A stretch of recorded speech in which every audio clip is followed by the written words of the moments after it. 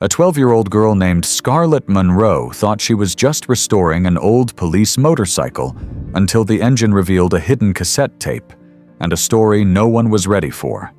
Inside that forgotten police motorcycle was the truth about a fallen officer wrongly accused and a legacy buried by silence.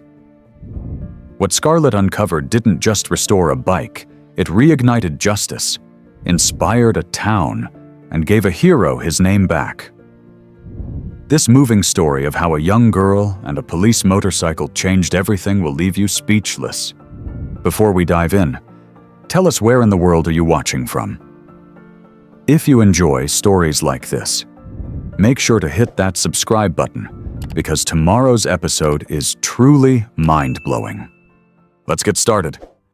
In the sleepy coastal town of Harbor Point, Maine, where the wind smelled like salt and old engine oil, lived a 12-year-old girl named Scarlett Monroe. She was the kind of kid who preferred carburetors to cartoons and could identify engine trouble just by its cough. Her hands were almost always stained with grease, her fingernails short from constant wrenching, and her bedroom windowsill was lined with spark plugs instead of dolls. Scarlett didn't talk much at school. She didn't need to. The only voice she truly trusted was the one inside her grandpa's old garage, where engines spoke louder than people. She lived with her mother and her grandfather, Walter Monroe, a retired auto shop teacher and once a state patrol officer. It was in his dusty shed behind the house that she found it, a battered, dust-covered police motorcycle. The black and white paint was chipped, the tires deflated, and the badge insignia faded to almost nothing. It looked like it hadn't moved in decades. But the moment Scarlett laid eyes on it, she didn't see rust. She saw purpose. And what started as just another mechanical challenge would soon uncover something far deeper. Something that had been waiting to be heard and healed for over 30 years. Scarlett worked in silence.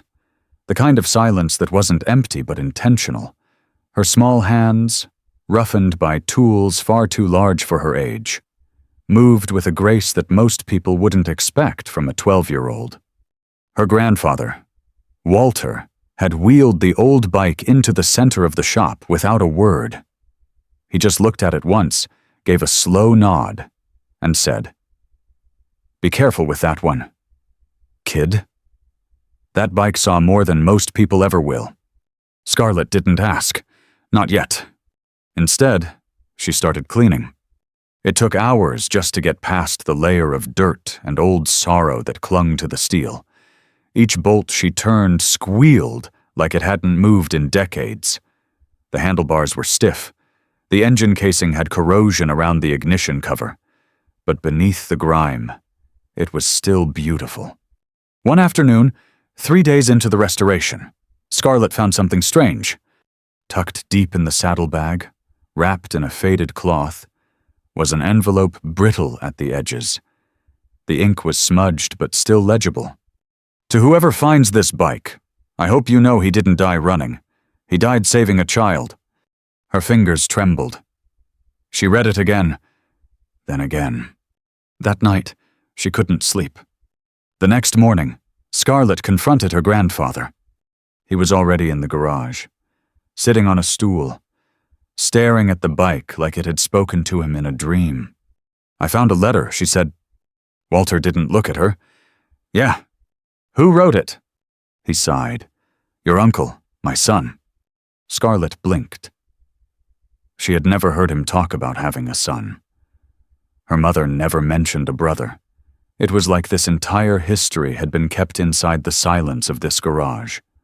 Walter ran his hand over the gas tank. He was a patrol officer. That motorcycle was his. One night, there was a call, armed robbery. Shots fired. He chased the suspect across the city. They crashed near the old pier. Witnesses said he pulled a kid out of the wreck before it blew. He saved that child's life. But the story never made the news. Scarlett's eyes narrowed. Why not? Because the suspect was the mayor's nephew. They buried the story, labeled it a reckless pursuit gone wrong, claimed your uncle fled the scene, cowardice, They said. Scarlett felt her throat tighten. But he didn't run. No, Walter whispered. He died a hero. From that moment on, the restoration became sacred. It wasn't about fixing up an old police bike anymore. It was about reclaiming truth. Scarlett threw herself into the work like never before. She rewired the ignition coil, replaced the old chain and brakes, sanded and repainted the tank by hand using stencils she cut herself. And on the gas tank, right below the clear coat, she painted a single name in small white letters. Officer Nathan Monroe. The garage began to change too. Neighbors who passed by started stopping to ask what she was working on. One man offered to donate a new seat cover. A former biker dropped off mirrors that matched the original model. Even her classmates, who'd always seen Scarlett as the weird girl with tools, started asking questions. She told them the story. Not the one people were told, the one that mattered. And then one day, 2 months after she first touched the rusted handlebars, Scarlett turned the key. The motorcycle roared to life. Loud, powerful, whole again! Her grandfather didn't say anything at first. He just walked over, placed his hand gently on her shoulder, and whispered, You brought him home. Scarlett didn't know then that her act of restoration would spark a bigger reckoning, that a story long buried would rise, that a girl with a wrench and a wild belief in truth would reopen a case once declared closed. But in that moment, as the engine rumbled and the garage filled with tears and sunlight, she knew this was just the beginning. The sound of the engine echoed through the neighborhood like thunder finally being heard. It wasn't just noise. It was truth finally speaking up. News spread quickly through Harbor Point. In a town where not much ever changed.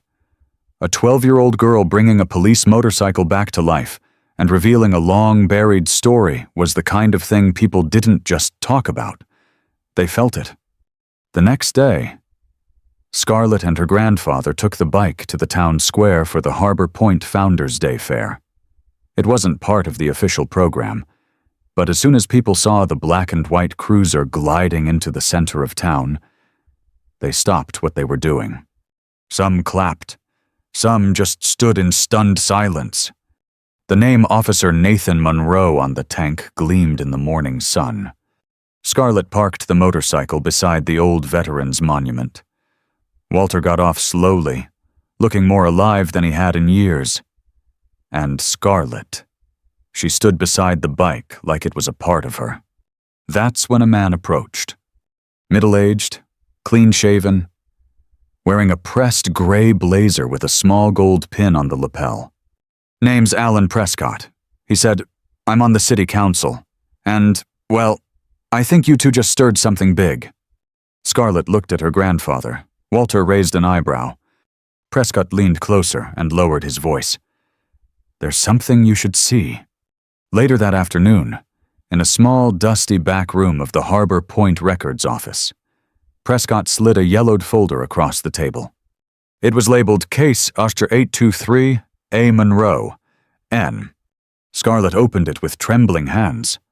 Inside were faded photographs, transcripts, incident reports, half of them redacted. But there was one detail that stood out.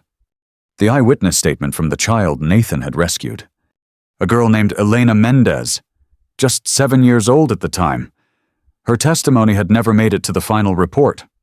Officer Monroe shielded me. The handwritten note read, he said, You're safe now, I promise. Then he pushed me away just before the car exploded. Scarlett's throat tightened. They buried this, Walter said through clenched teeth. Not anymore. Prescott replied, I'll bring this to the full council. We'll vote to reopen the case officially. Scarlett stared at the note. The penmanship was shaky. The ink had bled at the corners.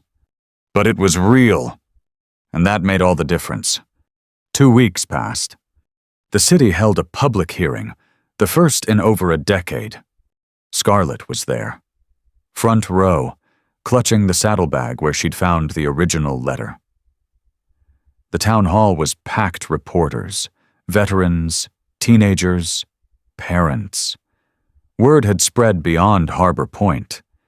People wanted to know who was Nathan Monroe, and why was the truth hidden for so long. When called to the stand, Scarlett walked up slowly. Her voice, soft but unwavering, filled the room. He wasn't running. He was saving someone. And all I did was listen to what the bike was trying to tell us. The silence that followed was thick, reverent. Then applause, long, loud, unstoppable. Walter stood with tears in his eyes. After the hearing, a woman approached Scarlett in the parking lot. She looked about 40, with short curls and a trembling voice. "Scarlett," she said. Scarlett nodded. "I'm Elena, the girl your uncle saved." Scarlett didn't speak. She just stepped forward and hugged her. "I've waited 30 years for someone to believe what I said that night," Elena whispered. Scarlett stepped back, eyes shining. "We believe you now." The town voted unanimously to clear Officer Nathan Monroe's name. They added his name to the local fallen heroes monument. And beside it, a bronze plaque. Restored by Scarlett Monroe. Truth found in the hands of the forgotten. Scarlett never asked for recognition. She didn't do it for awards. She did it because she knew sometimes machines hold memories. Sometimes the past doesn't stay buried. And sometimes the quiet ones hear the loudest truths. But what none of them expected, what shocked everyone, was what else she'd find hidden in that motorcycle. Taped beneath the seat cushion, inside a rusted compartment sealed shut by decades of corrosion, was a tiny cassette recorder. And inside it, one final message from Officer Nathan Monroe. Scarlett stared at the old cassette player like it had just whispered her name. She hadn't expected to find anything else. Not after the case was reopened. Not after the town had stood and applauded her uncle's name. She thought the story was finished. But the little voice inside her, the same one that always seemed to guide her hands when fixing an engine, told her there was still something waiting to be heard.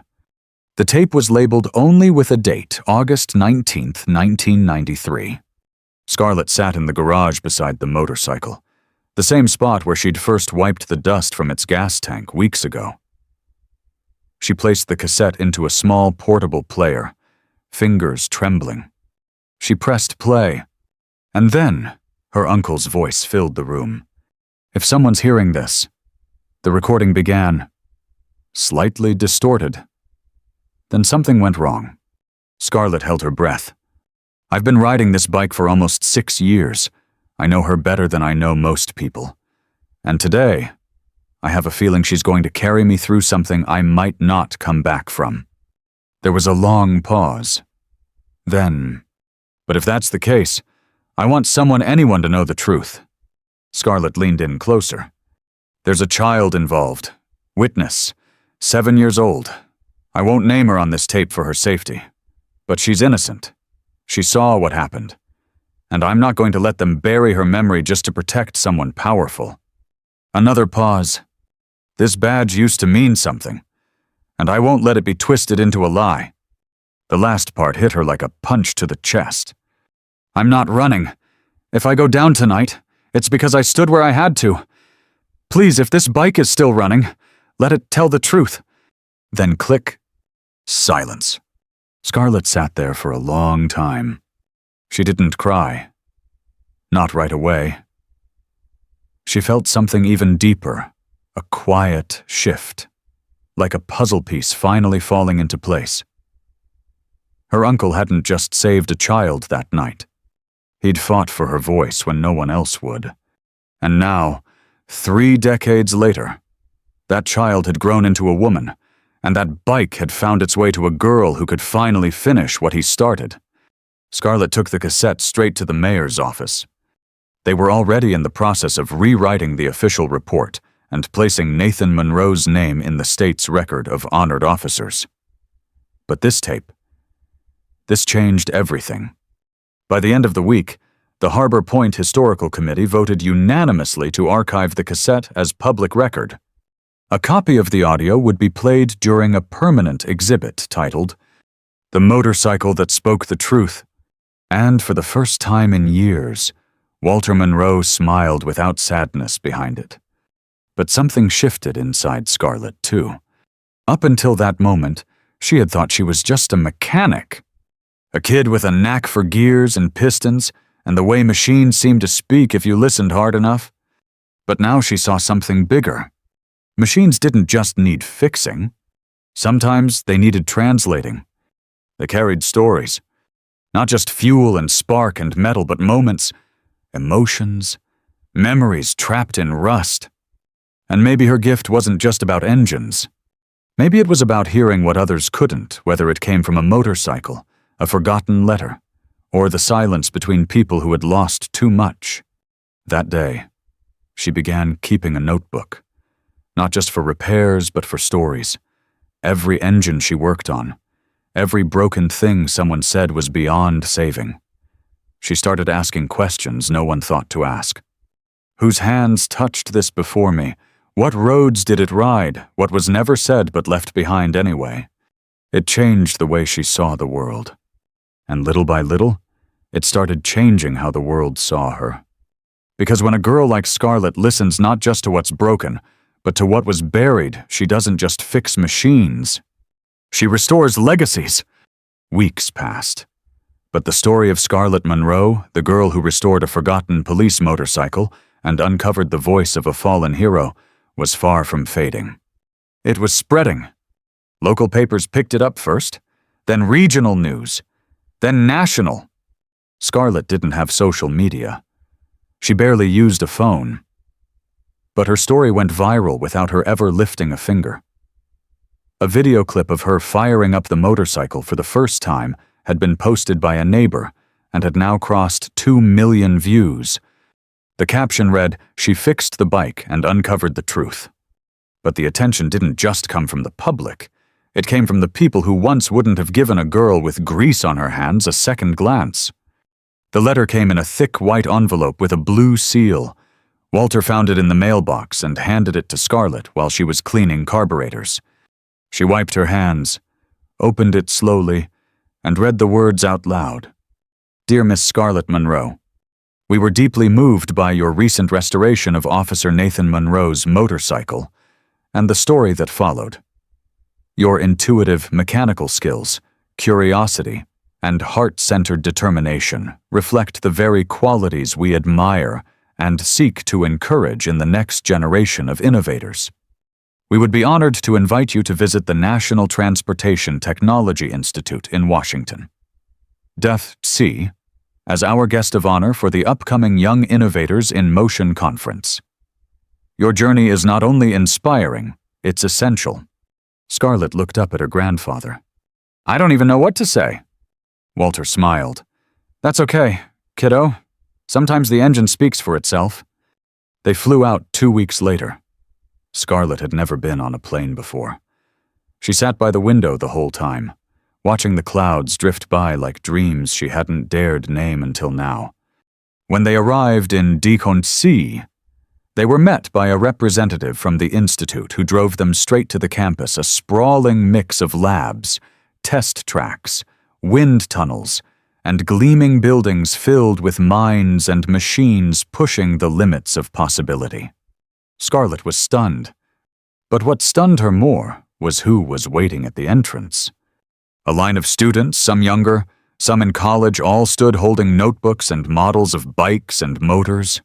One of them stepped forward, a girl with braids and oil-streaked jeans. "I just wanted to say thank you," she said. "You made me believe I didn't have to wait to be an adult to be taken seriously." Scarlett blinked. "You already are," she replied. That weekend changed everything. She toured facilities, gave a talk, nervous at first, but found her voice halfway through and sat on a panel with engineers and scientists 3 times her age. But no one rolled their eyes. No one talked over her. They listened. One researcher approached her after the event. "We're developing a program around intuitive diagnostics," he said, "listening to engines the way musicians hear notes. I read your notes from the restoration. Would you consult with us?" Scarlett stared at him. You want my help? He smiled. We want your ears.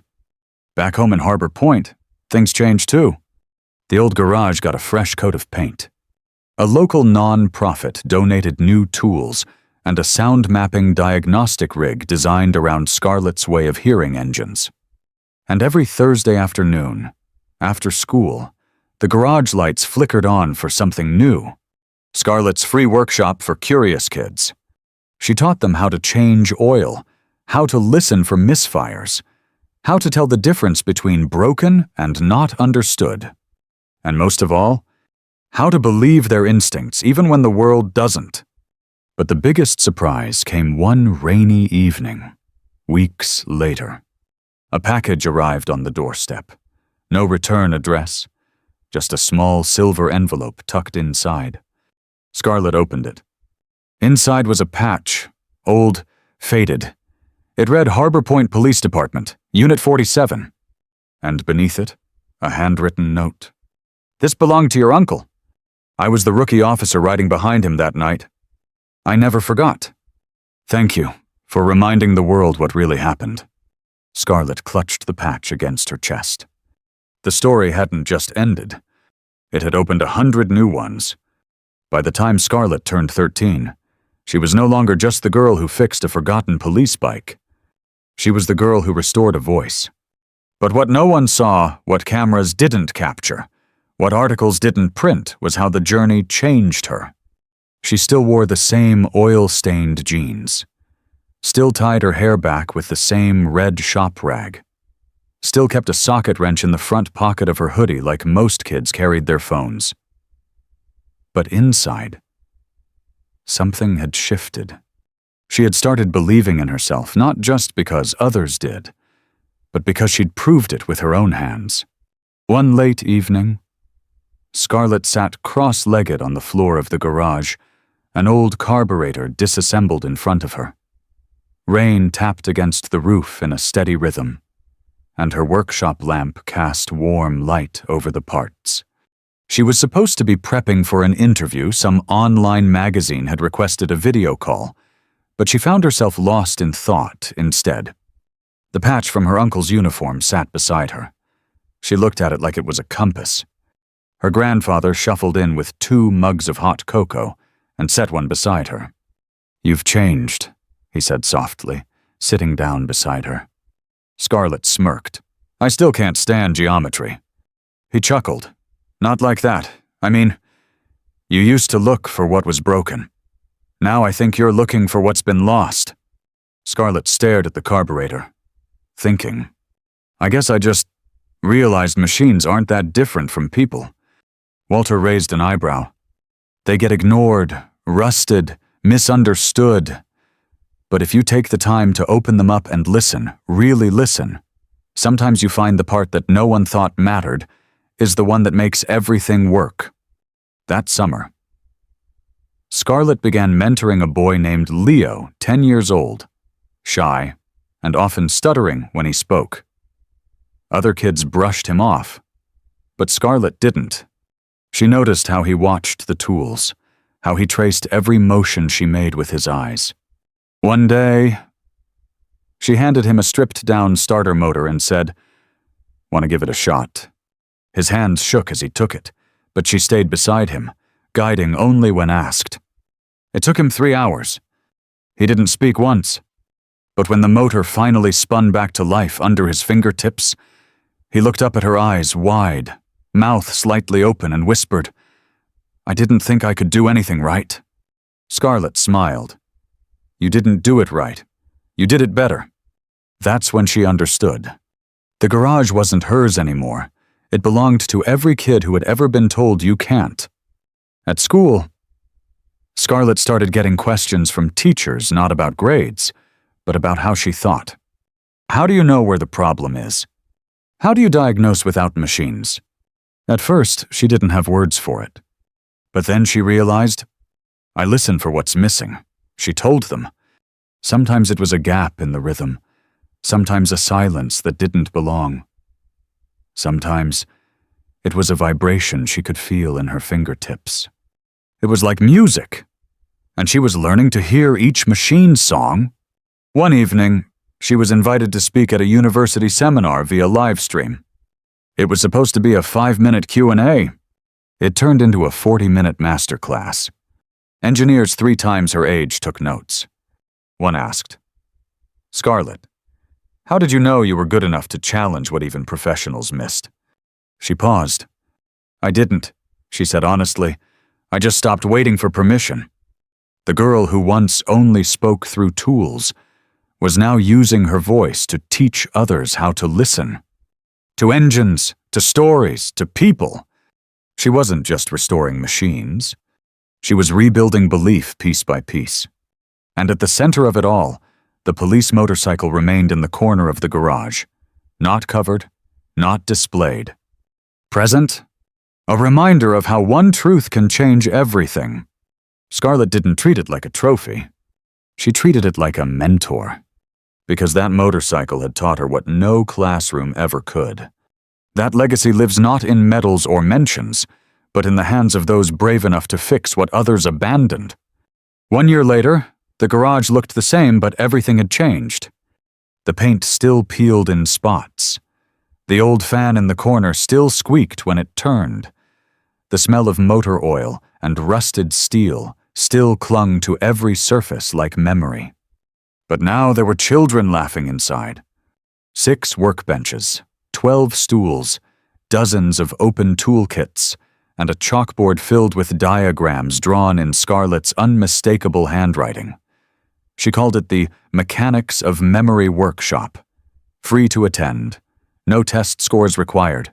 Just curiosity and hands that wanted to try. Scarlett stood in front of them all 13 years old now, with her sleeves rolled up and her heart wide open. Today's lesson: restoring a 1968 Norton Commando left abandoned in a barn since the early 80s. She looked at her group of students, some older than her, some still in elementary school, all of them listening. Not to a principal, not to a parent. To a girl who had once been ignored. After class, as the kids packed up their tools, a man approached the garage. He wore a worn leather jacket and carried a thick folder in his hand. He introduced himself as Detective Julian Ross, a retired officer from a nearby district. "I heard what you did," he said. "With the Monroe case. With that bike." Scarlett nodded slowly. "It wasn't just me." He opened the folder. "There's another one." Scarlett's brow furrowed. "Another case, another officer, another story that got lost." He handed her a photo, an old black and white image of a female officer standing proudly next to her department-issued Harley. "She was my partner. They said she died in an accident. But I think she was following a trail that someone didn't want followed. Her bike's still in impound. Nobody's touched it since."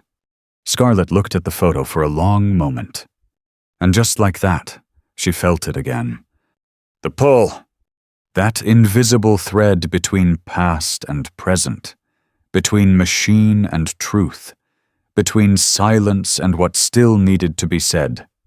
That night, Scarlett sat alone in the garage. The moonlight spilled through the window, pooling at the feet of the police motorcycle she had brought back to life. She ran her hand over the gas tank. "You're not the only one." "Huh," she whispered. In her notebook.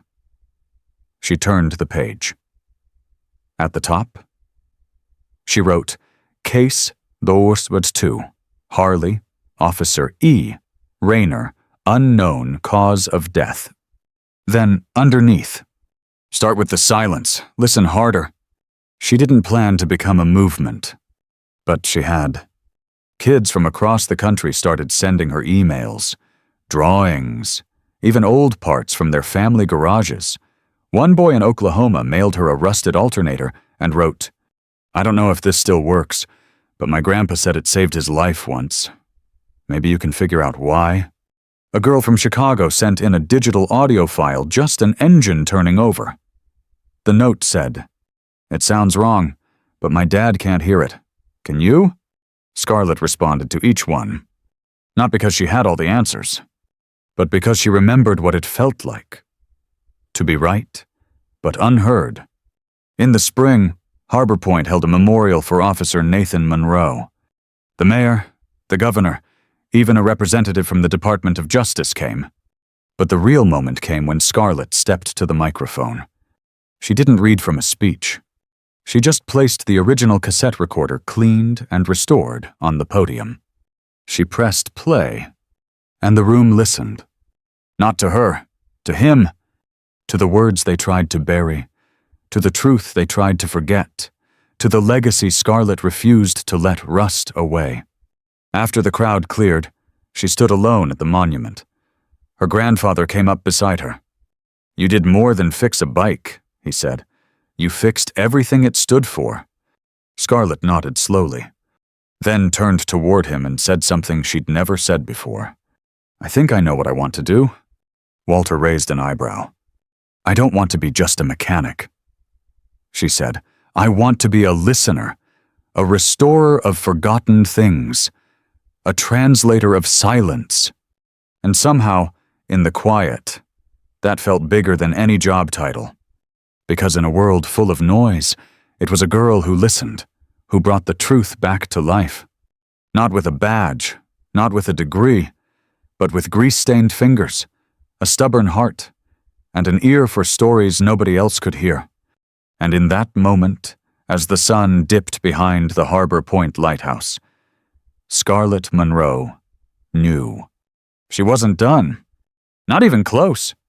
Anyone can restore the truth if they're willing to listen deep enough and believe boldly enough. As the sun dipped behind the old lighthouse in Harbor Point, Scarlett Monroe closed the garage for the night, not to rest, but to plan the next restoration. This time, it wasn't just about engines. It was about every forgotten story, every silenced voice, and every child who was ever told they weren't old enough, smart enough, or strong enough to make a difference. The girl once ignored in shop class had become the mentor others now looked up to. She didn't just bring a machine back to life, she resurrected a legacy, one turn of the wrench at a time. Because for Scarlett and every young listener who follows, the silence was never empty. It was waiting to be heard. The end. Up next, 2 more incredible stories that will move your heart. Click to keep listening with us, and don't forget to hit subscribe if you believe even broken things deserve a second chance.